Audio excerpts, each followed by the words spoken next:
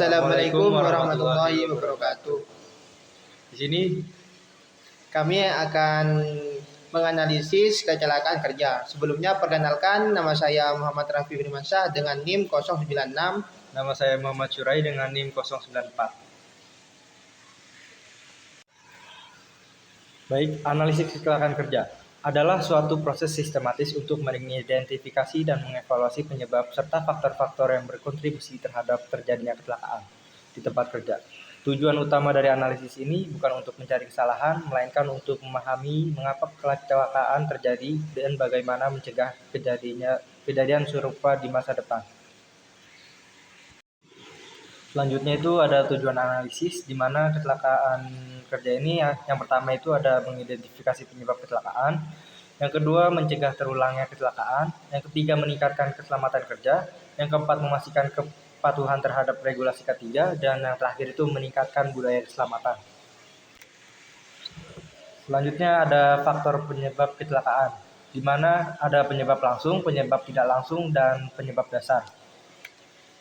Ini ada analisis kecelakaan kerja. Kita mengambil studi kasus dari seorang petugas atau tenaga kerja yang menaiki tangga dan terjatuh karena kondisi yang tidak stabil.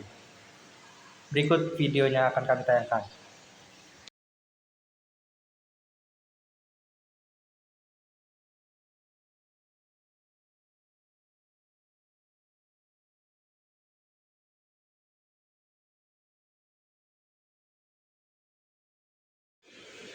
Baik, di sini saya akan menganalisis kecelakaan kerja. Nah, penyebab utamanya itu pekerja tidak berada dalam posisi yang stabil saat menggunakan tangga. Misalnya kayak tadi itu kayak berdiri atau tidak berpegangan dan tidak seimbang yang mengakibatkan terjatuh. Selanjutnya itu analisis kecelakaan kerja yang faktor penyebabnya.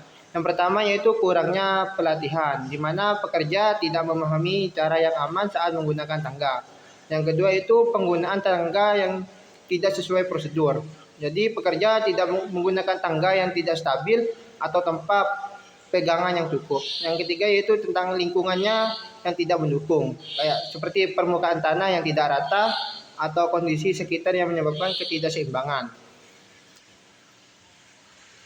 Nah, ini tentang faktor manusia dan peralatan. Yang pertama itu faktor manusia. Yang pertama, pekerja kurangnya pelatihan terhadap keselamatan, perhatian terhadap keselamatan, terburu-buru atau tergesa-gesa saat bekerja, tidak menggunakan alat pelindung diri yang sesuai, misalnya ikat supaya aman dan tidak terjatuh. Nah, untuk peralatan, tangga tidak dalam kondisi yang baik atau usang, nah, dan tidak ada penyangga atau penopang yang cukup. Selanjutnya kesimpulan, kecelakaan pekerja yang jatuh dari tangga disebabkan oleh kesalahan posisi atau keseimbangan yang memperlihatkan kurangnya perhatian terhadap posisi dan kestabilan saat bekerja. Faktor utama meliputi kurangnya pelatihan, kondisi peralatan yang tidak memadai, dan lingkungan kerja yang tidak mendukung. Untuk mencegah kejadian serupa diperlukan peningkatan pelatihan keselamatan, pemeriksaan kondisi tangga secara rutin, serta penerapan prosedur kerja yang aman dan penggunaan alat pelindung diri. Dengan langkah-langkah tersebut, risiko kecelakaan kerja dapat diminimalisasi dan keselamatan pekerja dapat terjaga.